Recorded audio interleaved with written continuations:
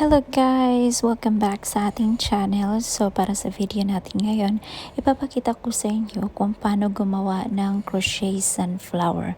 Madali lang tong gawin guys at ipapakita ko step by step, okay? So let's get started!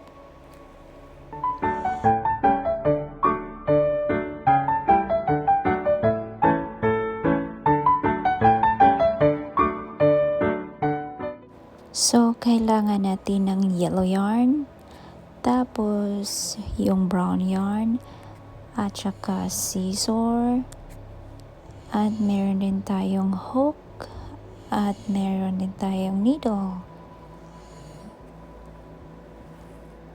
Alright, so first things first, kailangan natin ang brown na yarn para gawin natin yung center ng sunflower. At gagawa tayo ng magic ring. At saka mag-chain tayo ng dalawa. 1, 2. At next, gagawa tayo ng 16 na double crochet around the magic ring. So, ganyan yung double crochet. So, 16 yung gagawin natin. 1, 2, 3,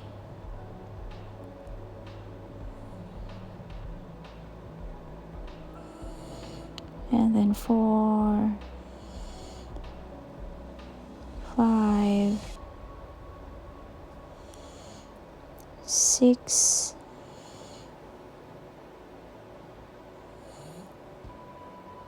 and then 7,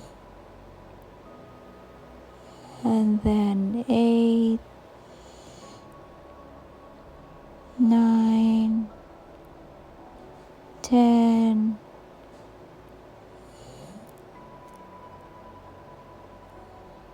11,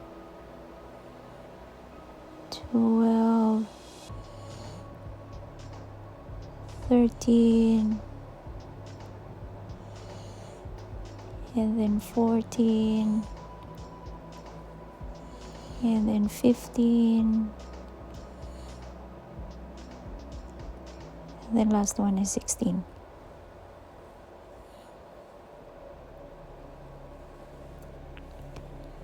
So, slip stitch natin sa first double crochet na ginawa natin. Ayan.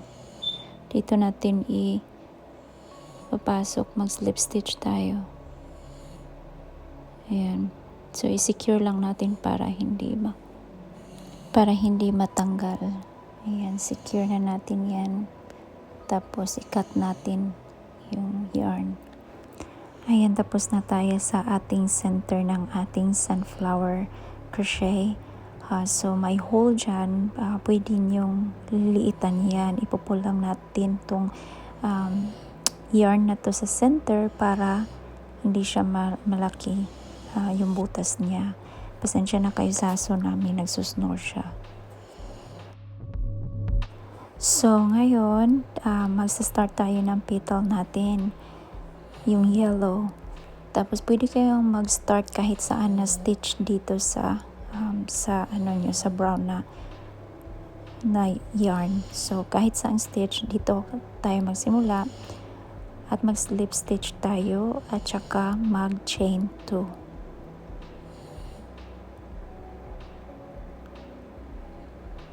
Ayan, chain 2 tayo tapos hilahin lang natin para medyo tight siya, medyo tight.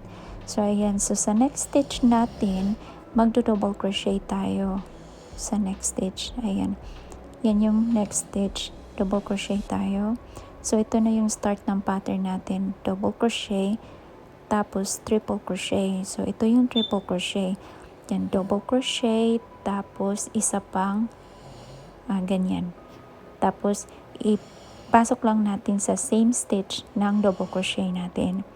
And 2 holes, pass 2 holes, and then pass another 2 holes, and then pass another 2 holes. So, yan yung triple crochet. At saka mag-chain 2 tayo. 1 and 2.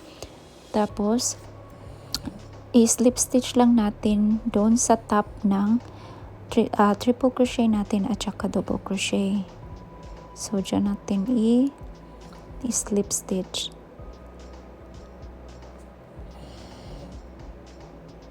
Ayan yung slip stitch. So, ipapasok lang natin dyan. Ayan. At next naman is yung triple crochet. So, same stitch lang din ng kanina. So, yan. 1, 2, 3. So, yan yung triple crochet. Tapos, next is double crochet tayo. Double crochet.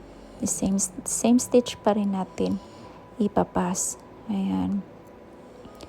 So, pagkatapos ng double crochet, so yan na yung ano natin, yung first petal natin. So, pagkatapos is, sa next stitch is slip stitch lang natin. Ayan, slip stitch lang natin dito. Tapos, yan na yung first petal natin. Kung makikita nyo, nag-form na siya ng petal. So, same pattern lang din sa next stitch. Double crochet, tapos triple crochet, chain 2, and then slip stitch sa top. Ayan, double crochet, tapos triple crochet, tapos mag-chain 2 tayo. Ayan. Tapos slip stitch natin.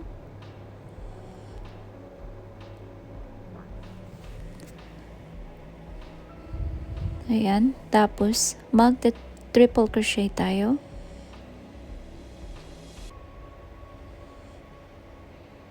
At saka double crochet yung last. Oops. Ayan, double crochet. Tapos slip stitch naman sa next stitch. So, yan lang yung pattern na gagawin natin around the brown base. Ayan, may dalawang petal na tayo.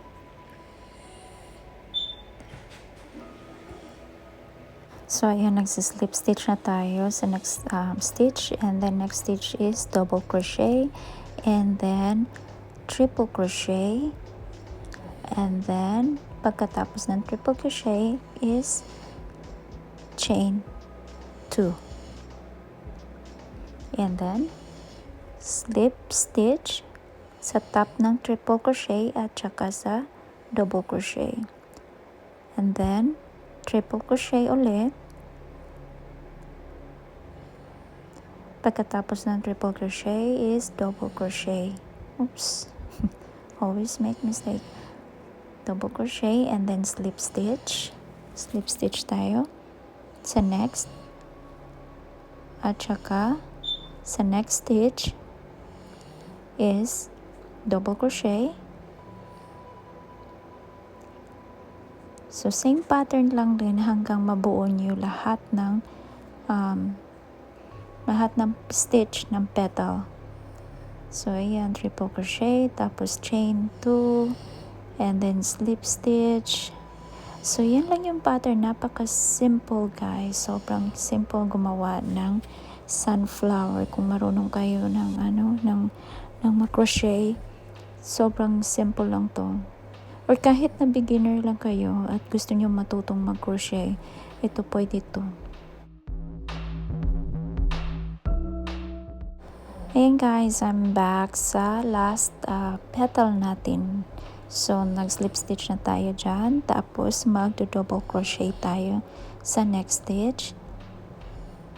At saka, mag-triple crochet tayo. So, ito na yung last na petal. So, pagkatapos ng triple crochet is chain 2. At saka, slip stitch sa top ng triple crochet at double crochet. Ayan, and then mag-triple crochet ulit tayo para ma-form na yung last petal natin. At saka double crochet. And then slip stitch lang natin doon sa next na yung starting point natin. Ayan, slip stitch lang. Ayan.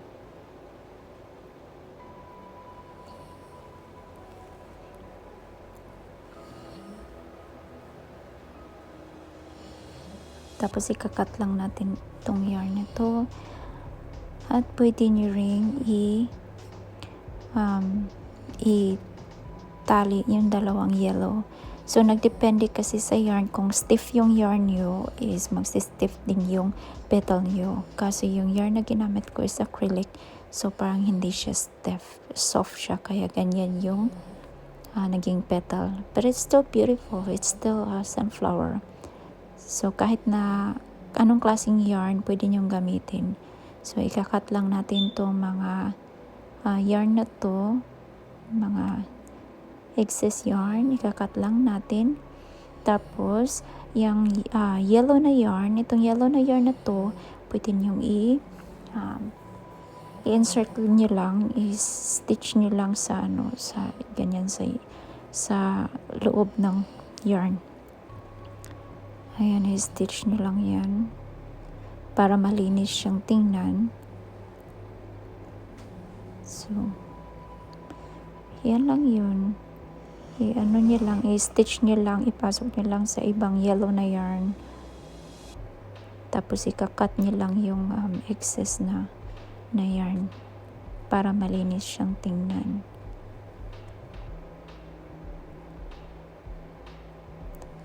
Yung isang yarn din.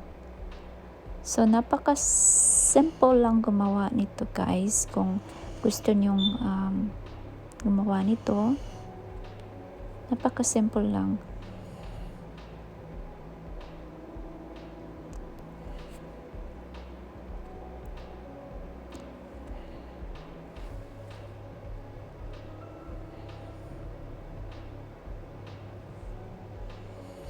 Ayan na yung sunflower natin. Ayan guys, tapos na ang ating crochet sunflower, and I hope you like this video. If you haven't subscribed, please do subscribe to my channel, and I hope you have a wonderful day. Bye bye.